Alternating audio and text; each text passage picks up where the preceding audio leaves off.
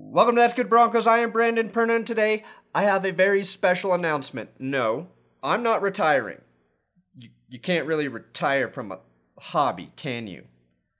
But the legend amongst legends of all NFL quarterbacks, the only man to be more effective on the field than the great Bubby Brister, Peyton Manning, has announced he will retire from the game of NFL professional football. I mean, we knew he would retire, but then we thought he might not retire, but then he did retire, and now it's all sinking in. And moving forward, the NFL will be Peyton Manning-less. That's good sports.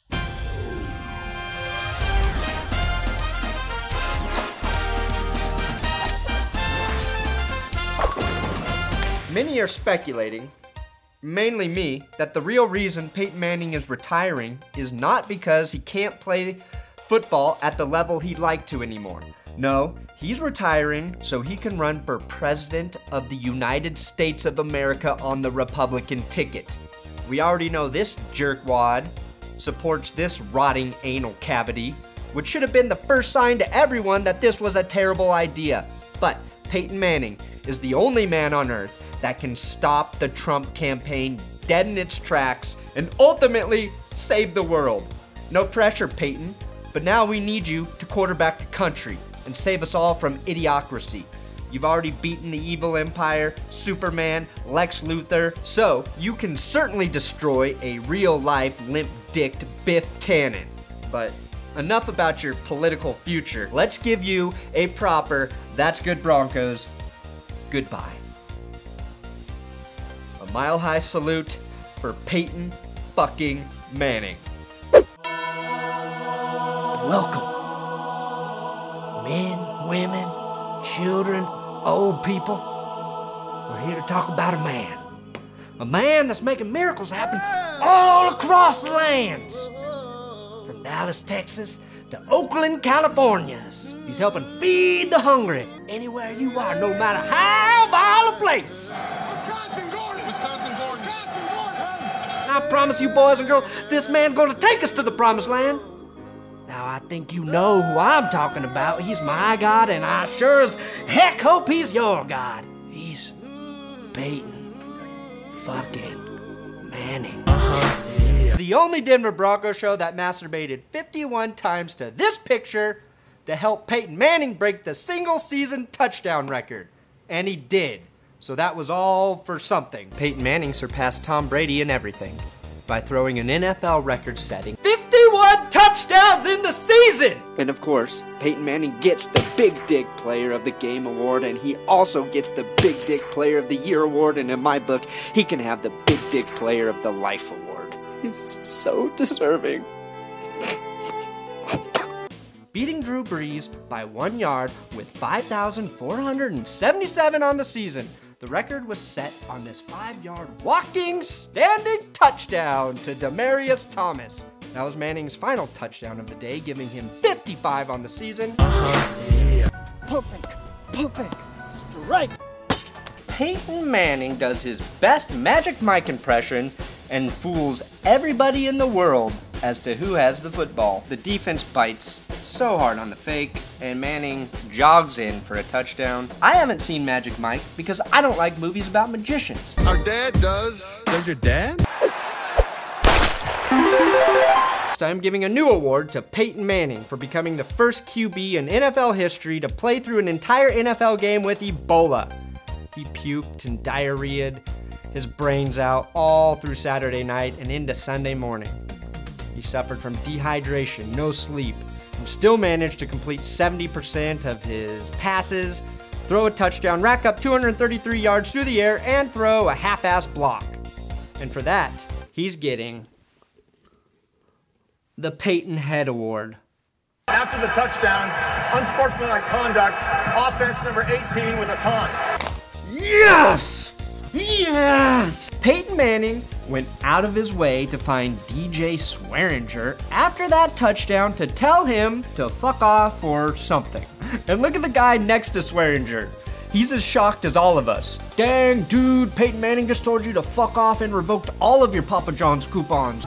Fires and hits Demaryius Thomas, the perfect suitor to be part of NFL history, in the front corner of the end zone. Thomas makes the perfect catch, dragging his foot, giving Peyton Manning number 509 on his career. Hey, Brandon, did you get that part where I said, fuck it, it's touchdown time? Yeah, Peyton, I got it. Yeah, it was pretty cool. Look up in the sky, it's a bird, it's a plane. No, it's just 18, Peyton Superman and breaking records, all of them. Peyton Manning is a genius. Everybody knows that. But he's also insane. Just look at this picture of him. Helmet on, one shoe on, one foot in the hot tub, and an iPad. If that was Tom Brady, he'd be sitting there with freshly gelled hair, a scarf, maybe an Armani suit. You're the best quarterback in the league, my ass. Dab. We know Peyton Manning holds pretty much every important record as an NFL quarterback, and he will be, in my opinion, the greatest quarterback to ever play the game until the day I die, which is March 6, 2069, when I'm shot down by a Patriot cyborg from the future while on my way to a robot whorehouse. Speaking of robotic-like perfection, I've never watched anyone control or dominate the position the way Manning did throughout his career. I thought Peyton was the greatest quarterback before he even arrived in Denver. Watching him shred a defense was like watching Mozart paint a Rembrandt. Simply masterful. Let me ramble through some of the most important football records he has in the books. He owns the passing touchdowns record with 539. He's thrown more touchdowns than I've made videos for this channel. Passing yards with 71,940. And we all witnessed him decimate defenses in 2013 with the greatest offensive season of all time, throwing 55 touchdown passes and a record 5,477 yards in one regular season. That year started with my first review of a Broncos game when Manning threw a record 7 touchdown passes. 1, 2,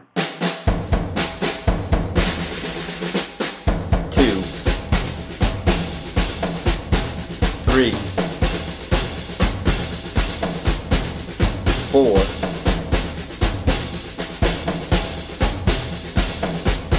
5, 6, 7.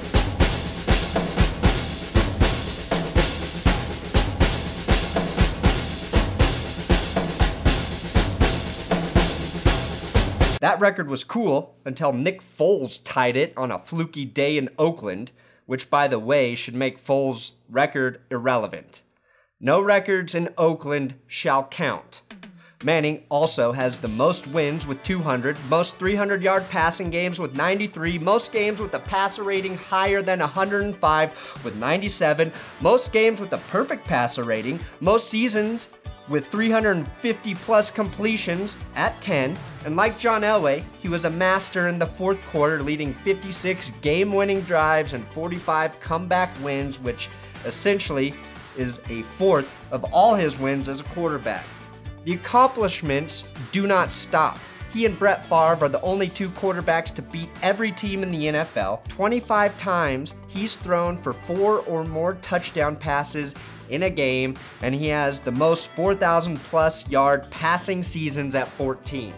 He's also a 2-time Super Bowl winner, the first quarterback to go to the Super Bowl with 4 different head coaches, and the first quarterback to win a Super Bowl for 2 different franchises. His 5 NFL MVPs are unmatched, and no quarterback has ever had an influence on the way the game is played like Peyton Manning. Peyton Manning was the best quarterback in college football, which is why he was selected with the #1 pick in the NFL draft, and he quickly became one of the best quarterbacks in the NFL. To me, having the expectations that come along with being selected #1 in the NFL draft are extremely hard to live up to. But Manning has not only lived up to those expectations, he's exceeded them.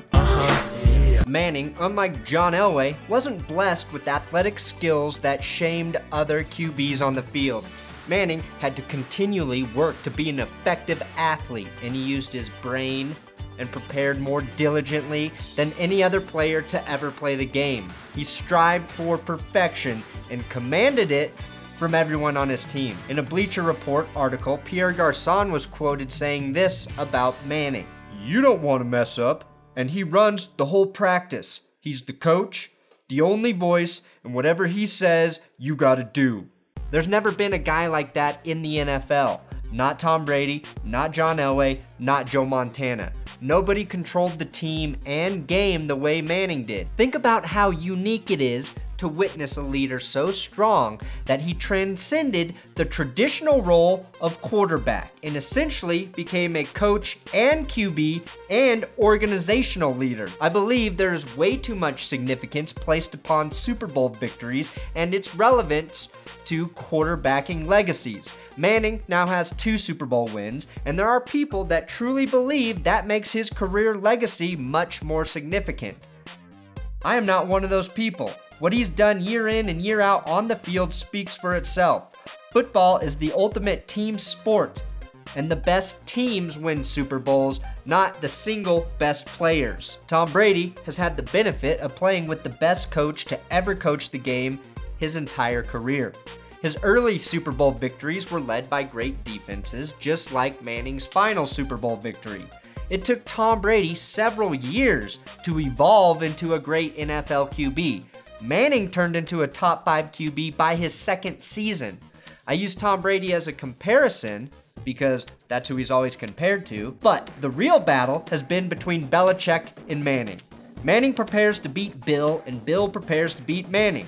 Nobody has ever said, how do you stop Tony Dungy's offense, or Jim Caldwell's offense, or John Fox and Mike McCoy's offense, or John Fox and Adam Gase's offense? It's always been, how do you stop Peyton Manning's offense? Yes, current coaches struggle to defend against Tom Brady, but that took time to get there. And the real question still is, how do you stop a Bill Belichick team? Brady runs that offense, but he didn't define it the way Peyton Manning did. The name missing here is the Colts' longtime offensive coordinator Tom Moore, who more than anyone should receive credit for helping Manning grow into the greatest quarterback ever. Peyton Manning and Tom Moore built the Peyton Manning offense together, and that's the story that gets lost in the Manning legacy. You can look at wins, Super Bowls, Pro Bowls, stats, and all that shit, but 2 things really stand out in my mind that make Manning's legacy unrivaled. The first, and maybe most significant, is that when Peyton Manning missed the 2011 season because of his 4 neck surgeries, the Colts went from finishing first in their division to becoming the worst team in the NFL. The second thing that sets him apart is how he recovered from his neck injury. Not only did he return to the game, but he came back and played some of the best football of his life. It's not like he returned from a knee injury or a broken bone and played average. He came back on fire after fighting through 4 surgeries on his neck that affected his fucking throwing arm, shoulder, hand, all of it. What's hurt? Oh, just the most important part of your body to be an effective quarterback?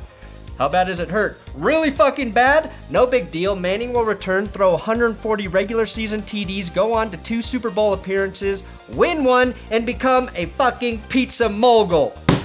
That's insanity. It will be a long time before we ever see another guy evolve the QB position the way Manning has. I'd say we'll never see anything like it again. But that's what's great about sports. Somebody else is always out there working their ass off trying to climb to the top and establish themselves as the next legend of the game.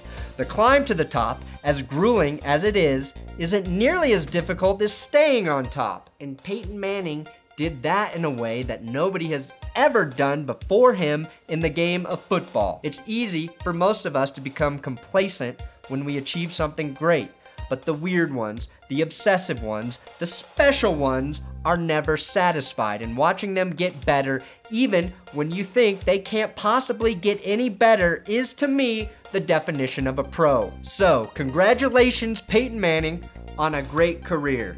We've all felt honored to have you in Denver, and if you decide to come out of retirement, say when the first good quarterback goes down at the beginning of next season, return to the game, pad your stats, nobody here will be mad. And Peyton Manning, now that you're retired, you're looking to make an investment since you won't be playing football next season, and I know you're a businessman. That's Good Broncos is currently looking for angel investors. This company's been valued at anywhere between $50 and $23 million. You make me an offer, we'll see if I refuse it. Thanks for watching another episode of That's Good Broncos. Make sure you subscribe here to my channel, That's Good Sports. Give me a follow on Twitter, @BrandonPerna. Manning's official retirement press conference is tomorrow. Following that, free agency starts, so it's gonna be a crazy fucking NFL week. Come back, I'm gonna talk about it all. Yep.